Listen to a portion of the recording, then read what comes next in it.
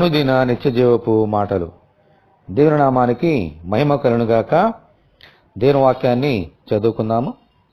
ప్రతి మనిషిని క్రీస్తునందు సంపూర్ణంగా చేసి ఆయన ఎదుట నిలవబెట్టవలని సమస్త విధములైన జ్ఞానముతో మేము ప్రతి మనిషినికి బుద్ధి చెప్పుచు ప్రతి మనిషినికి బోధించుచు ఆయనను ప్రకటించుచున్నాము.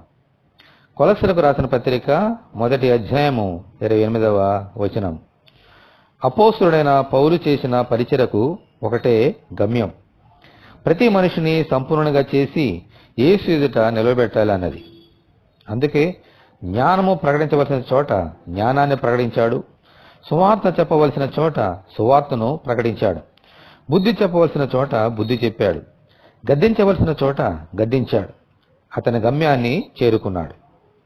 దేవుని పరిశుద్ధ గ్రంథములో జ్ఞానము, సువార్త, బుద్ధి, బోధ ఇవన్నీ దొరుకుతాయి.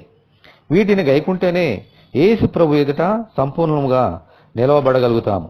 అందుచేత దేవుని పరిశుద్ధ గ్రంథము చదువుట మాత్రమే కాదు, దానికి పూర్తి విధేయత చూపించాలి. అలాగూ దయచేయమని ప్రభువుని మనమందరము ప్రార్థనలో వేడుకుందాము. ప్రభువా, మీకు వందనాలు.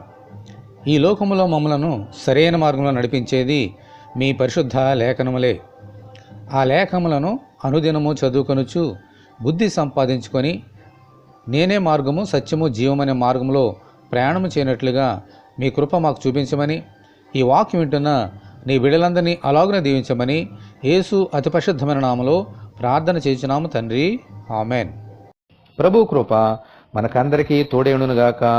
ఆమెన్. పరిశుద్ధ దేవుని మందిరం.